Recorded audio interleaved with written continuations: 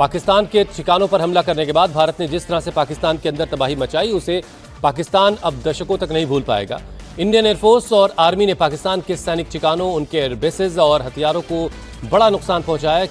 पाकिस्तान 5 साल पीछे चला गया है, ऐसा बताया जा रहा है। भारत ने 6-7 मई की रात बहावलपुर और मुरिदके में आतंकी ठिकानों को तबाह करके ऑपरेशन की शुरुआत की थी, जबकि पाकिस्तान ने भारत के रिहायशी इलाकों को निशाना बनाया और फिर उसे बहुत महंगा पड़ा। पाकिस्तानी एयर डिफेंस सिस्टम पूरी तरह से तबाह हो चुका है, यहाँ तक कि उसके एक ऐसे हथियारों के जखीरे पर भी हमला हुआ जो जमीन के अंदर बना हुआ था।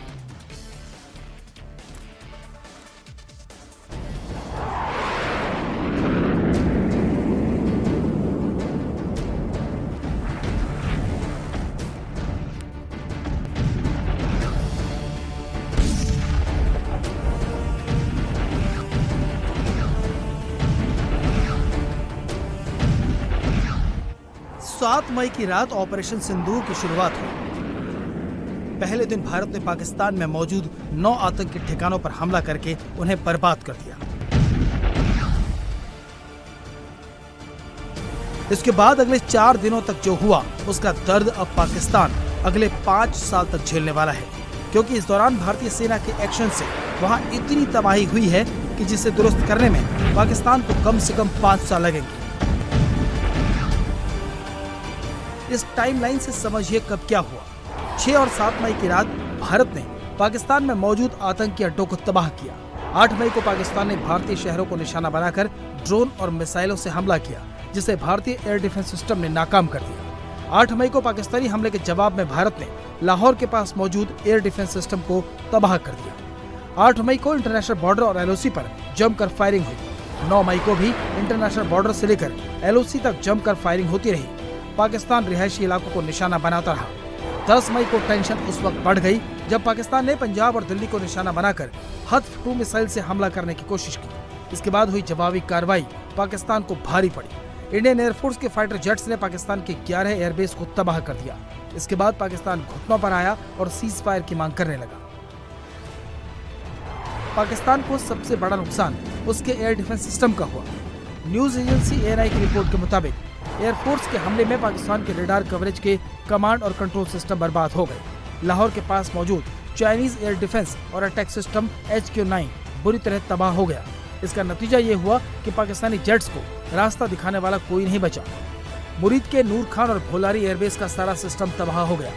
भारतीय fighter jets Miraj, Rafale, SAU-30 और MiG-29 ने रैम्पेज और स्कैल्प मिसाइलों से पाकिस्तानी एयर कमांड को ध्वस्त कर दिया, जिससे पाकिस्तानी सेना का कम्युनिकेशन ही ठप हो गया। पहले दिन ही हमने अपना एक मेजर टारगेट अचीव कर लिया था, लेकिन पाकिस्तान ने उसको एस्केलेट किया। उन्होंने ड्रोन्स का इस्तेमाल किया, उन्होंने मिसाइल्स का इस्तेमाल किया और सैकड़ों के हिसाब से ड्रोन भेजे।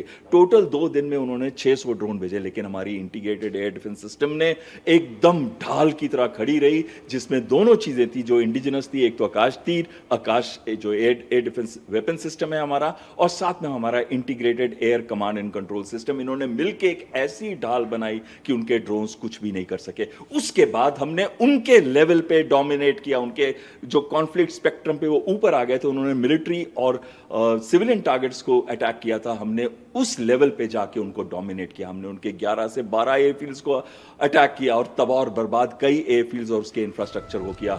इन 4 दिनों की लड़ाई में पाकिस्तान 5 साल पीछे हो गया। ऑपरेशन सिंदूर को लेकर जो बड़ा खुलासा हुआ है, अब उसकी भी तस्वीरें देखिए। इंडियन एयरफोर्स ने पाकिस्तान के चकवाल के मुरीद एयरबेस पर 10 मई को अटैक किया। मुरीद बेस की जो नई satellite pictures international agency Maxar ने रिलीज की हैं, उनमें दिख रहा है कि मुरीद एयरबेस में पाकिस्तान ने जमीन के अंदर एक स्पेशल वेपन्स फैसिलिटी बनाई हुई थी। भारत ने मिसाइल से इसी स्टोरेज फैसिलिटी को टारगेट किया और हमारी मिसाइल इस अंडरग्राउंड टनल के एंट्री पॉइंट से सिर्फ 30 मीटर की दूरी पर गिरी। इस टनल के एंट्री पॉइंट पर 3 मीटर से ज्यादा गड्ढा सैटेलाइट पिक्चर में साफ साफ दिख रहा है। इसके साथ साथ मुरीद बेस की एक और तस्वीर देखिए। इस जगह पर UAV हैंगर है और उसके पास ही छत पर बना एक गड्ढा देखिए। उसके पास टूटी छत देखिए और ये देखिए बिल्डिंग का बाहरी हिस्सा जो टूटा हुआ है। इंटरनेशनल एजेंसीज का दावा है कि 4 दिनों के अंदर ऑपरेशन सिंदूर ने पाकिस्तानी एयरफोर्स को इतना नुकसान पहुंचाया कि पाकिस्तान को इससे उबरने में 5 साल का वक्त लगेगा।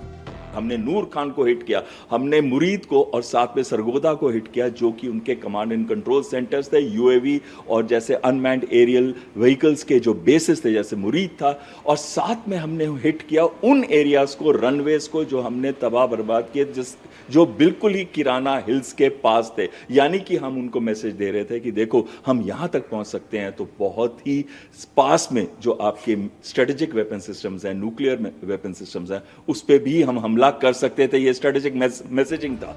पाकिस्तान भले ही general Asim Munir field marshal बन गया हो, अपने साथी देशों में जाकर शहबाज शरीफ जीत के ढोल पीट रहा हो, लेकिन सच्चाई पाकिस्तान के इस नूर खान एयरबेस की तस्वीरें बता रही हैं। देखिए कैसे अभी भी मलबे का ढेर पड़ा हुआ है, जेसीबी मशीनें लगी हैं, लेकिन मलबा साफ नहीं हो पा रहा।